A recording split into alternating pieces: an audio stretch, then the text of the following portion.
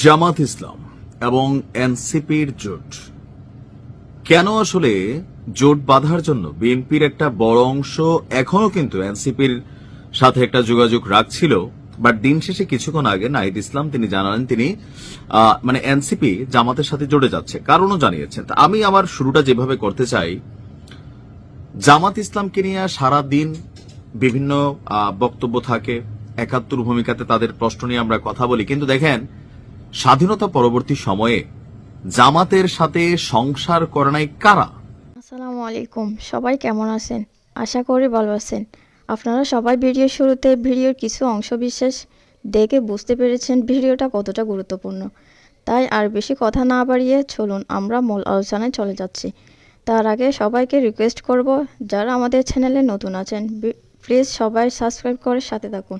চলুন ভিডিওটা দেখি।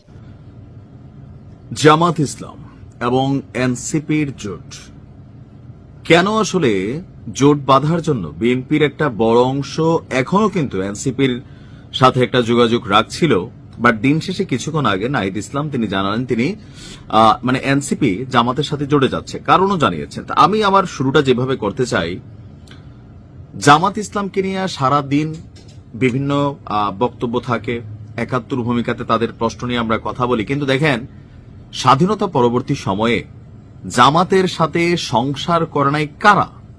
আওয়ামী লীগ সংসার করছে না? করছে। কিন্তু বিএনপি দীর্ঘদিন সংসার করছে, দীর্ঘদিন। এখন এই যে স্বাধীনতা পরবর্তী সময়ে জামাতের রাজনীতিতে আওয়ামী লীগের সাপোর্টিং ভূমিকা অথবা আওয়ামী লীগকে জামাতের সাপোর্টিং ভূমিকা, তখন কিন্তু এত প্রশ্ন ওঠে নাই। আবার ধরেন এখন যখন বিএনপির সাথে এতটা বছর ছিল, তখনও কিন্তু এগুলো নিয়ে প্রশ্ন ওঠে নাই। বাট সমস্যাটা হয় কি, যখন বন্ধুত্বটা আপনার থেকে কাইটা অন্যদিকে যাবে, তখনই কিন্তু প্রশ্ন ওঠে। এখন জামাত যদি এতটাই খারাপ হইতো, তা আওয়ামী লীগ কেন জামাতের সাথে সংসার করছিল, বন্ধুত্ব করছিল, জোট করছিল? করছে কিনা এগুলো তো ইতিহাস সাক্ষী। বিএনপি কেন করছিল? মেইন কারণটা হচ্ছে বিএনপি এবং জামাত এই মুহূর্তে ক্ষমতায় যাবার জন্য যে দুইটা দল প্রতিদ্বন্দ্বিতায় লিপ্ত হয়েছে, এর মধ্যে জামাত এবং বিএনপি। মাঠে আওয়ামী লীগ থাকলে এই জামাতই বিএনপির লেজে থাকতো, অথবা বিএনপি জামাতকে গলায় জড়াই রাখতো, জাতীয় পার্টি চলে যেত আওয়ামী লীগে। এটা যদি আওয়ামী লীগ নির্বাচনে থাকতো। এখন যেহেতু মাঠে আওয়ামী লীগ নাই, জামাত এবং বিএনপির মধ্যে লড়াই, তো সুতরাং এখানে জামাত এখন প্রধান একটা স্টেক হোল্ডার হিসাবে বাকি যে জোটগুলো আছে, যাদের একটা মিনিমাম ভোট বাক্স আছে, তাদেরকে টানার চেষ্টা করছে। বিএনপি যেমন গণ অধিকার পরিষদের নুরুকে, তারপর হচ্ছে রাশেদকে নিয়ে আনিছে, আমজনতার তারেকও টেকনিক্যালি এখানেই কানেক্ট হচ্ছে, বা আরো কয়েকটা ইসলামিক সমমনা দলকে তারা তাদের আসন ছেড়েছে। এনসিপির সাথেও তাদের যোগাযোগ ছিল, বাট এনসিপি নিজেদের ওজনের তুলনায় অতিরিক্ত চায়। বাচ্চা বয়স তো মনে করলেন খাইতে পারবো 1 প্লেট চায়, এরা 10 প্লেট। তো বিএনপি মনে করছে না ভাই, আবার এনসিপির বিভিন্ন বক্তব্য বা এনসিপি কে প্রো জামাত যেই একটা বক্তব্য, বা এখন আমরা বিভিন্ন সময় এনসিপির যারা নেতা নেত্রী আছেন, যারা মাত্র পদত্যাগ করেছেন, তারা যে সকল তথ্য ফাঁস করতেছেন, এগুলো তো ভয়ঙ্কর। ভবিষ্যতে তো বিপদে পড়বে ভাই এনসিপির এই পোলাপাইনগুলা। যাই হোক, এখন এত কিছুর পরে কেন জামাতকে আসলে এনসিপি বেছে নিল? প্রো বি টিম নাকি আসলে অন্য কোনো কারণ?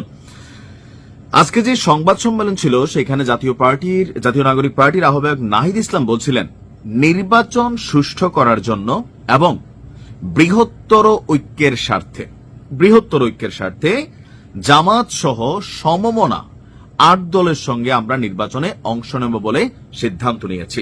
তবে এখানে কিছু বিষয় আছে।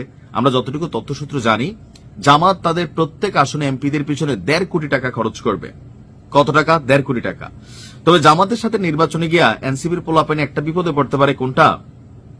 জামাত কিন্তু ঘোষণা দিয়েছে, তারা যদি পাশ করে 330 জন এমপি বা 300 এমপি, তারা কিন্তু রাষ্ট্রীয় কোনো সুযোগ সুবিধা নেবে না।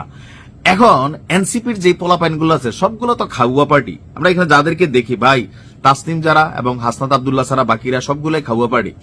তো এই খাউয়া পার্টি পরবর্তী সময় গিয়া যদি ধরেন কিছু খাইতে না পারে, তখন আবার জামাতের সাথে ভেজাল হবে কিনা, এটা একটা প্রশ্ন।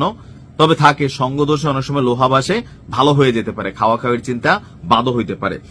এখন নাহিদ ইসলাম বলছেন যে নির্বাচন সুষ্ঠু করার জন্য, অর্থাৎ একটা প্রতিদ্বন্দ্বিতামূলক নির্বাচন এবং বৃহত্তর দেশ জাতি রাষ্ট্রের স্বার্থে, এখন এগুলো রাজনৈতিক কথাবার্তা।